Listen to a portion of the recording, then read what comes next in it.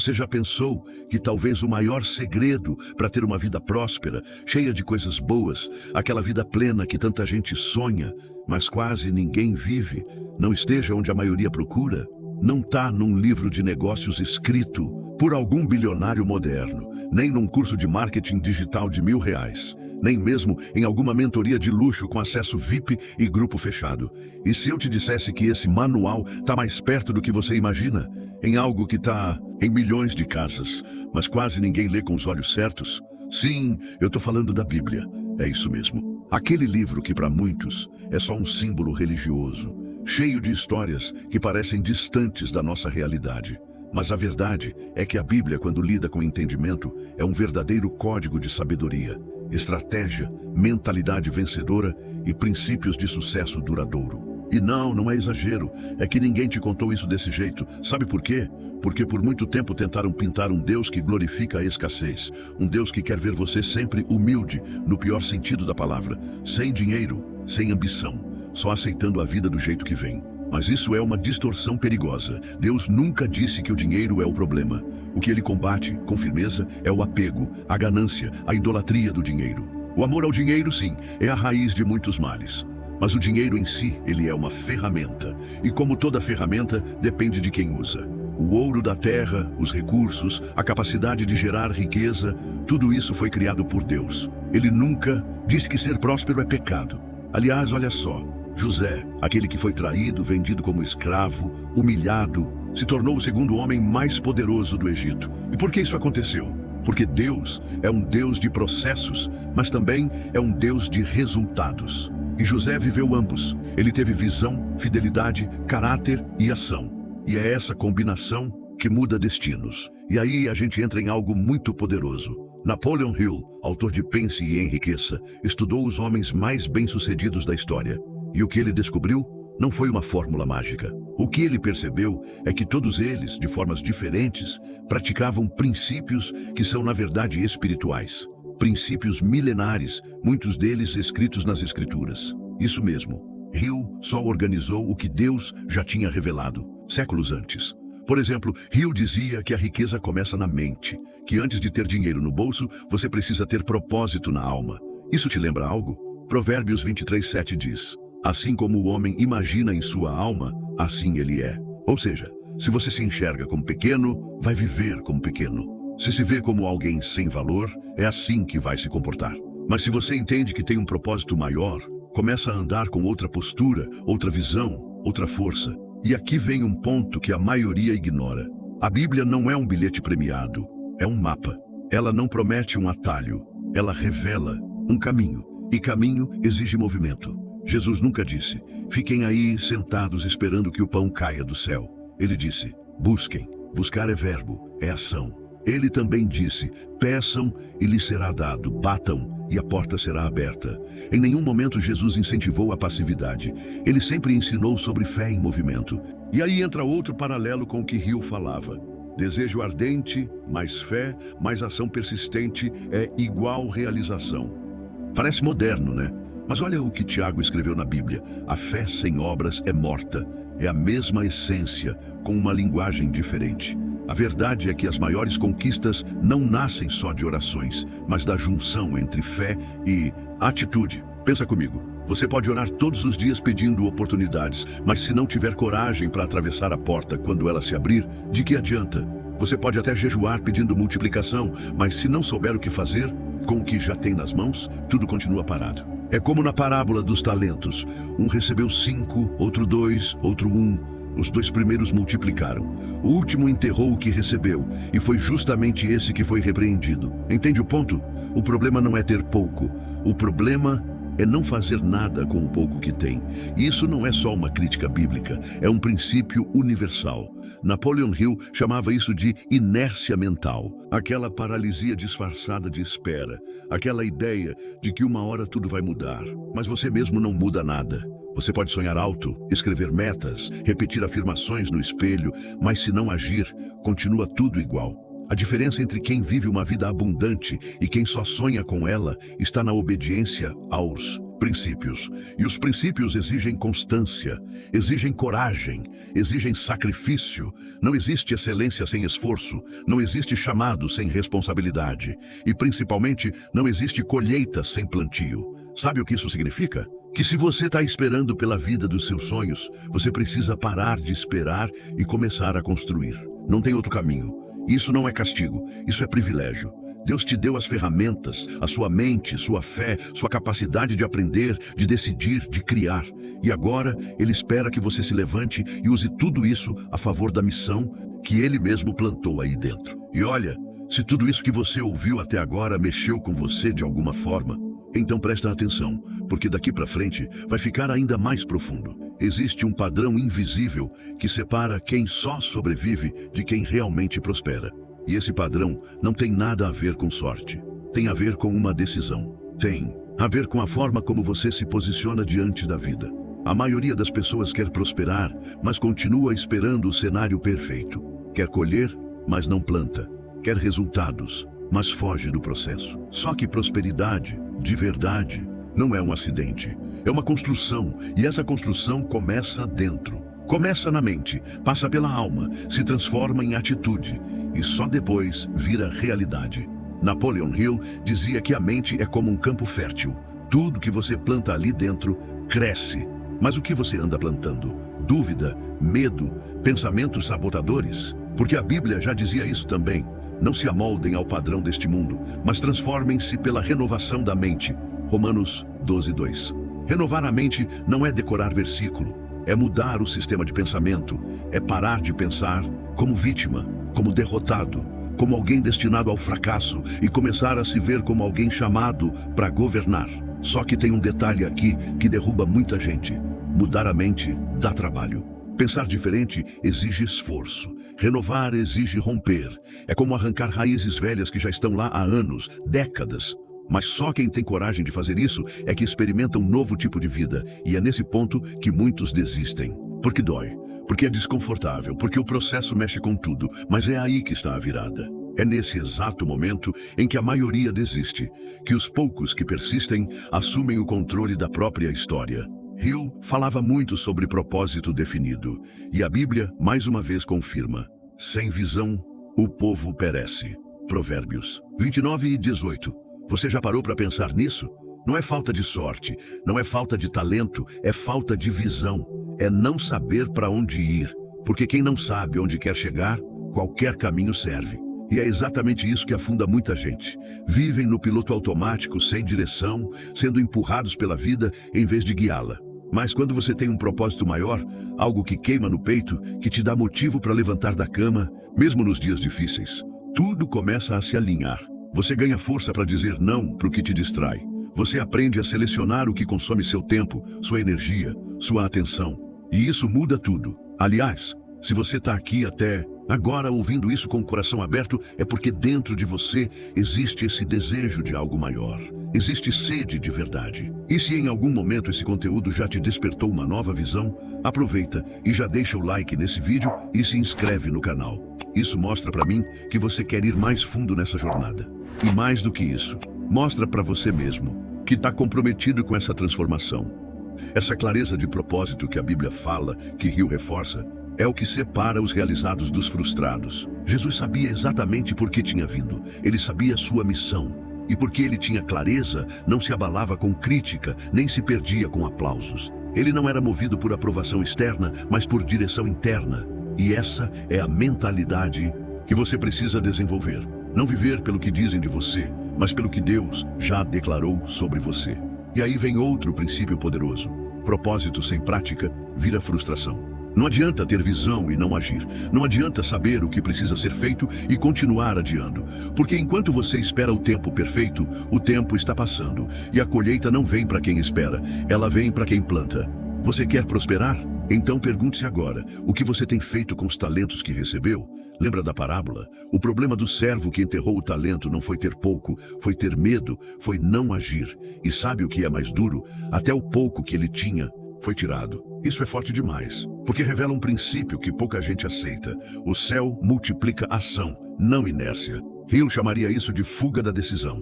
Aquela tendência de empurrar a responsabilidade para depois, para segunda-feira, para o mês que vem, para quando tudo estiver certo. Mas deixa eu te contar uma coisa. Nada vai estar 100% certo. O momento perfeito é o que você decide fazer. Agora, a diferença entre os que vencem e os que ficam pelo caminho está em um passo. O passo de agir, mesmo com medo, mesmo sem garantia. É isso que te move da intenção para a manifestação. Do sonho para a realidade, do plano para a colheita. Porque fé sem atitude é só um desejo bonito. Mas fé com atitude, isso move montanhas, isso transforma vidas, isso cria legados. A essa altura, talvez você já tenha entendido que querer prosperar não é errado, que sonhar alto não é vaidade, que crescer, construir, multiplicar não são sinais de ganância, mas sim de obediência, quando tudo isso está alinhado com um propósito maior. Só que agora vem a parte que separa os determinados dos curiosos. A excelência é aqui que muitos tropeçam. Porque excelência exige esforço, e esforço cansa. Excelência exige atenção, exige repetição, exige persistência mesmo quando ninguém está olhando. E convenhamos, a maioria quer os resultados da excelência, mas não o preço dela. Bíblia diz em Colossenses 3:23, tudo o que fizerem, façam de todo o coração, como para o Senhor e não para os homens. Isso é poderoso. Sabe o que significa? Que o nível da sua entrega não pode depender do reconhecimento. Não pode depender se tem alguém te aplaudindo ou não. Não importa se é um projeto gigante ou uma tarefa simples. Você entrega o seu melhor, porque você entendeu para quem está fazendo. Isso muda tudo. Porque quem tem essa mentalidade não faz de qualquer jeito. Não vive por impulso, não age conforme o humor. Essa pessoa vive com postura, vive com intenção, vive com um padrão mais alto. E isso, inevitavelmente, atrai resultados diferentes. Napoleon Hill falava muito sobre autodisciplina. Ele dizia que todo grande império, seja financeiro, espiritual, emocional, começa com o domínio dos próprios pensamentos. Ou seja, você não vence fora até vencer dentro. E a Bíblia confirma isso com clareza. A alma do preguiçoso deseja e coisa nenhuma alcança. Mas a alma dos diligentes se farta. Provérbios 13:4. Desejar, todo mundo deseja. Sonhar, todo mundo sonha. Mas suportar a disciplina diária, isso poucos fazem. A maioria quer mudar de vida, mas não quer mudar de hábitos. Quer a colheita, mas foge da plantação. Quer ser ouvido, mas não quer se preparar. E Deus não é um mágico. Ele é um pai que confia responsabilidades nas mãos dos que estão prontos. Veja Jesus. Antes de realizar milagres, ele orava. Antes de multiplicar pães, ele jejuava. Antes de ser a resposta para multidões, ele se retirava para estar com o Pai. Isso é disciplina espiritual. Isso é domínio. Isso é preparação. Não existe manifestação sem fundação. E quer ver um exemplo incrível disso? Olha para Daniel. Um jovem judeu exilado, cercado por luxo, status, comidas finas, tudo aos pés dele. Ele podia ter se rendido àquela cultura, podia ter se acomodado, mas o que ele fez? Escolheu a disciplina, preferiu santidade à conveniência, preferiu consistência à aparência. E qual foi o resultado? Ele se tornou conselheiro de reis, um homem comum, numa terra estranha, no topo do império mais poderoso da época. Isso não é acaso, isso é princípio. O mundo não recompensa quem começa bem. O mundo recompensa quem permanece de pé quando todo mundo já parou. Quando a empolgação passa, quando o apoio some, quando o silêncio se torna a única plateia. E é aí que sua consistência será testada. Deus nunca prometeu facilidades, mas prometeu presença. E isso é muito mais valioso, porque quem tem a presença carrega a força necessária para suportar o processo. Hill falava que a dor carrega sempre a semente de um benefício equivalente. A Bíblia ecoa essa verdade. Sabemos que todas as coisas cooperam para o bem daqueles que amam a Deus. Romanos 8:28. Mas repare bem, todas as coisas não são só as boas. São também as dores, os fracassos, os nãos, as traições, as portas fechadas. José foi injustiçado, preso, esquecido, mas ele não desistiu. Ele não perdeu a visão. E quando teve o poder em mãos, ele não se vingou. Ele perdoou, ele multiplicou, ele salvou. Isso é resiliência. É cair 7 vezes e levantar 8. É chorar à noite e acordar com fé renovada pela manhã. É sentir medo, mas não parar. É continuar construindo mesmo quando parece que tudo está desmoronando. Isso é o que Hill chamava de persistência feroz. Aquela força que surge de dentro, como um fogo que ninguém consegue apagar. Aquela convicção que permanece mesmo quando os resultados ainda não apareceram. E deixa eu te lembrar de algo importante. Deus não precisa de muitos para começar algo grande. Ele só precisa de alguém disponível. E talvez, só talvez, esse alguém seja você. Talvez ele já tenha plantado tudo o que você precisa aí dentro e está esperando só uma coisa: o seu movimento. Porque prosperidade real não é um prêmio. Para poucos, é o destino de quem decide obedecer princípios. E quando você obedece com fé, com ação e com constância, algo começa a acontecer. Sua mente se alinha, seu coração se fortalece, suas mãos se tornam produtivas e sua vida começa a produzir frutos que abençoam não só você, mas todos ao seu redor. Até aqui, você já entendeu que disciplina, excelência e persistência são pilares da verdadeira prosperidade. Mas agora a gente vai entrar em uma das áreas mais negligenciadas e ao mesmo tempo mais poderosas nesse processo de transformação: a sua identidade. Sim, a forma como você se enxerga. Porque não adianta buscar prosperidade se por dentro você ainda se vê como alguém pequeno. Não adianta declarar promessas se no fundo você não acredita que é digno de vivê-las. A mente é o solo, a identidade é a raiz. Se a raiz estiver contaminada, o fruto nunca será saudável. Napoleon Hill insistia: você é o senhor do seu destino, você é o capitão da sua alma. E tem gente que ouve isso e acha que ele estava tirando Deus da jogada. Mas é o contrário. Ele estava colocando a responsabilidade de volta onde ela sempre deveria estar, nas suas mãos. Deus não vai fazer por você aquilo que Ele te capacitou a fazer. Ele te entrega promessas, mas espera a sua resposta. Ele abre portas, mas não te empurra por elas. Ele derrama dons, mas é você quem escolhe se vai usar ou enterrar. E a Bíblia confirma isso com clareza. Assim como o homem pensa em sua alma, assim ele é.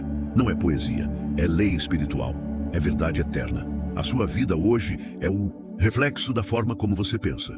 E se você quer viver algo novo, precisa começar a pensar de forma nova. Só que tem um detalhe aqui.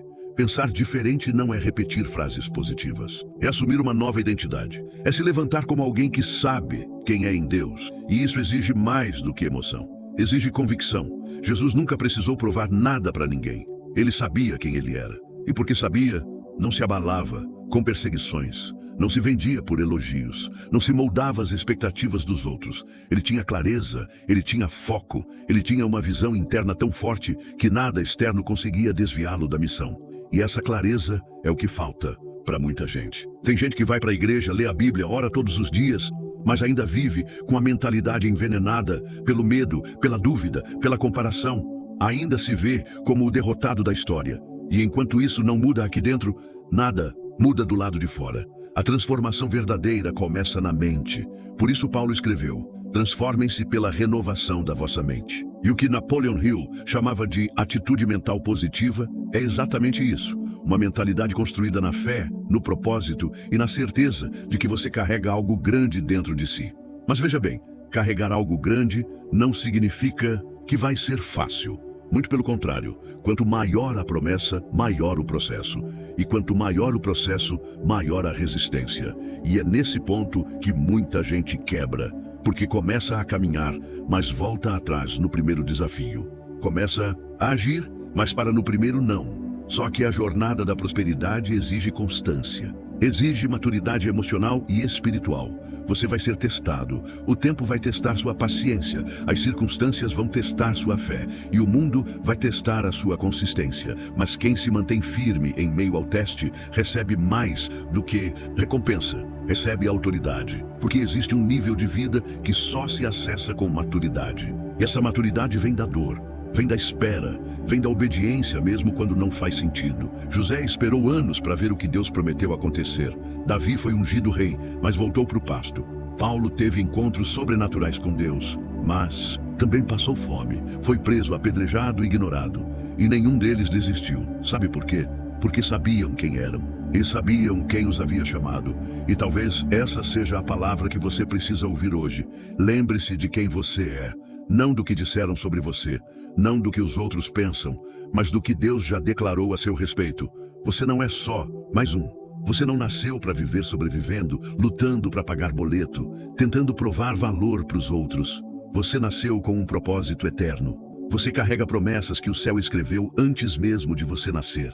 E a prosperidade que Deus preparou para você não é para inflar o ego, é para expandir o reino, é para ser resposta, é para levantar os que te cercam, é para transformar sua geração. Mas isso só vai acontecer de verdade quando você parar de se esconder atrás das desculpas e começar a agir como quem entendeu sua identidade, como quem não espera mais permissão para prosperar, como quem não precisa mais de aprovação alheia para avançar. Você já tem tudo o que precisa para viver tudo o que foi prometido. O que falta não é recurso, é coragem, não é oportunidade, é posicionamento. E quando você se posiciona, tudo começa a mudar.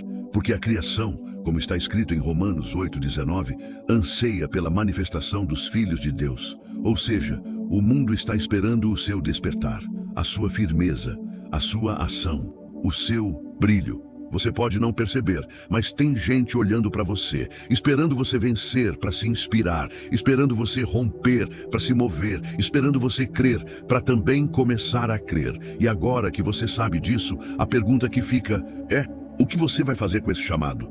Agora que você começou a se lembrar de quem é, que começou a reconhecer o que Deus plantou dentro de você, é hora de falar sobre o que acontece quando essa identidade encontra propósito. E esse propósito encontra ação. Nasce aí uma autoridade que transforma realidades. Mas atenção, a autoridade espiritual não tem nada a ver com falar bonito, ter título religioso ou ter milhões de seguidores. A autoridade verdadeira nasce de dentro. Ela nasce quando a sua fé se torna mais forte do que o medo. Quando a sua convicção sobre quem você é em Deus se torna inabalável, mesmo diante das circunstâncias mais difíceis. Lembra de Davi? Ele era o menor da casa, o esquecido no pasto. Nenhum dos irmãos dele acreditava que ele seria rei. Mas, sabe o que fez ele se levantar contra um gigante? Ele não foi com a força do braço, ele foi com a consciência de quem o respaldava. Ele sabia quem o havia chamado. E quando você anda com essa certeza de que o céu te respalda, a vida começa a responder diferente. Napoleon Hill falava que quando a fé é maior do que o medo, o sucesso se torna inevitável. E isso não é misticismo barato, é um princípio espiritual legítimo. Porque quando você vive numa vibração de propósito, alinhado com uma missão clara, tudo à sua volta começa a se mover. As portas certas se abrem, as conexões certas aparecem, o ambiente muda, não porque você tem sorte, mas porque você tem alinhamento. E aqui está o segredo que muita gente nunca entendeu. A verdadeira prosperidade começa a acontecer quando você para de viver só para si mesmo e começa a viver como canal. Quando você entende que tudo o que Deus quer fazer através de você começa com o que Ele já depositou em você, dons, talentos, experiências, cicatrizes, aprendizados, nada é em vão. Você começa a entender que seu sucesso não é só seu, ele é testemunho, ele é resposta. Ele é instrumento, porque quando você prospera com propósito, você passa a ser uma semente viva no solo da vida dos outros. E isso muda completamente a forma como você enxerga a riqueza. Riqueza não é status, não é acúmulo, não é ostentação. Riqueza de verdade é ter o suficiente para se tornar resposta, para investir em projetos que fazem diferença, para financiar sonhos, para levantar negócios, reconstruir famílias, curar feridas invisíveis. Prosperidade, quando nasce do céu, não te isola, te conecta, não te afasta, te levanta. Foi assim com Abraão. Deus o abençoou, sim, com muita coisa, inclusive riqueza material. Mas não foi por vaidade, foi porque Deus tinha um plano. Em ti serão benditas todas as famílias da terra. Deus nunca dá para inflar, Ele dá para multiplicar. Ele confia a quem Ele sabe que vai usar com sabedoria. Olha para José de novo. Ele não prosperou para ficar rico. Ele prosperou para salvar uma nação inteira da fome. Olha para Neemias. Ele não reconstruiu os muros para mostrar poder, mas porque entendeu que sua influência e sua liderança eram ferramentas para um propósito maior. Quando você entende isso, você para de correr atrás de dinheiro e começa a correr atrás de propósito. E aí o dinheiro começa a correr atrás de você. A Bíblia diz: lembre-se do Senhor, o seu Deus, pois é Ele quem lhe dá força para adquirir riquezas. Deuteronômio 8:18, ou seja, não é pela sua força, é pela força que Ele te dá. Não é pela sua capacidade, mas pelo alinhamento com a fonte de todo poder. E Hill chamava isso de aliança com o infinito. Pode parecer filosófico, mas é simples. Quando você está em sintonia com o propósito pelo qual foi criado, tudo flui, tudo cresce, tudo frutifica. Porque você não está lutando contra o universo, você está cooperando com ele. Ou como a Bíblia diria, você está alinhado com a vontade do Criador. Mas lembra, quanto maior o propósito, maior a responsabilidade. Não adianta querer grandes conquistas se você ainda não está disposto a se tornar alguém grande por dentro. Porque Deus não sustenta um chamado em cima de um caráter frágil. Prosperidade duradoura é construída com tijolos de verdade, de fé, de coragem, de sacrifício. E talvez agora você esteja pensando, mas eu ainda não vejo tudo isso na minha vida. E tá tudo bem, porque o processo começa mesmo no invisível. Começa no secreto. Começa nos dias em que ninguém te aplaude, ninguém te vê, mas você continua plantando. E sabe por quê? Porque você entendeu que cada renúncia é semente, cada madrugada acordado é preparo, cada lágrima colhida em silêncio é fertilizante para um futuro frutífero.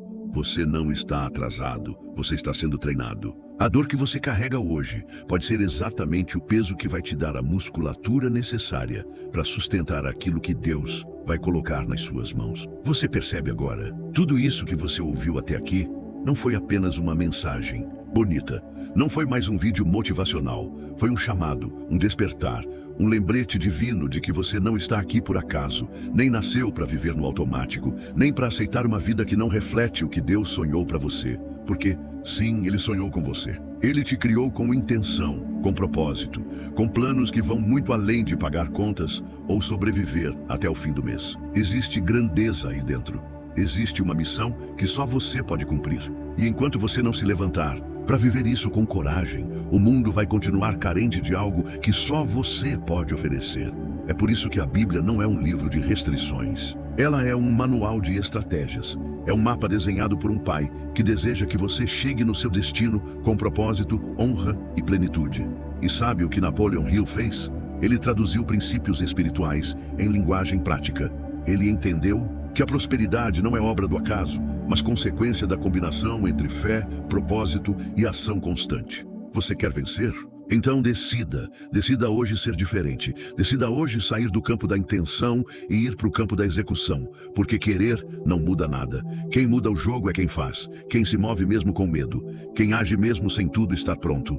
Você pode orar por colheita todos os dias, mas se não tiver coragem de plantar, não adianta. Pode pedir portas abertas, mas se não tiver disposição para atravessá-las, elas continuarão apenas oportunidades perdidas. Fé sem obras é morta. Visão sem movimento é ilusão. E propósito sem prática vira frustração. Então se levante, mas não como quem só quer ganhar. Se levante como quem entendeu que precisa servir, que sua vida é semente, que sua história pode libertar outros, que sua voz pode levantar caídos, que sua prosperidade pode abençoar gerações. E quando você estiver lá, e você vai estar com sua empresa fluindo, sua família estruturada, sua mente alinhada e seu coração leve, você vai olhar para trás e vai entender: valeu a pena cada passo, cada madrugada em silêncio, cada não que você ouviu, cada escolha difícil, porque você escolheu não viver como a maioria, você escolheu viver como um dos poucos que decidiram aplicar o que quase ninguém aplica. Você se recusou a ser vítima. Você se recusou a viver abaixo do que Deus planejou. Você acreditou quando tudo dizia para desistir. E por isso, você vai viver aquilo que ninguém da sua casa jamais viveu. Napoleon Hill dizia: a única limitação real é aquela que o homem impõe a si mesmo. Mas a Bíblia já anulou qualquer limitação quando disse: tudo posso naquele que me fortalece. Filipenses 4:13. Você pode vencer a pobreza interior, pode quebrar os ciclos de escassez, pode restaurar sua história, pode prosperar sem corromper, pode crescer sem se perder, pode brilhar sem se apagar. E quando isso acontecer, não esqueça, a verdadeira riqueza não é só o que você tem, é o que você faz com o que tem, é quem você se torna no caminho, é o legado que deixa, a paz que carrega, a fé que mantém, mesmo quando todos à sua volta desacreditam. Então agora eu te digo, do fundo do coração, se esse conteúdo gerou valor para você, deixa o like, se inscreve no canal e ativa as notificações. Isso não é só para fortalecer o canal, é um jeito de você dizer para si mesmo: eu escolho continuar essa jornada. E mais, compartilha esse vídeo com alguém que você ama. Talvez o que você ouviu aqui seja exatamente o que essa pessoa está precisando ouvir também. E para fechar, quero te pedir uma coisa simples, mas poderosa. Escreve nos comentários a palavra propósito. Sim, essa palavra.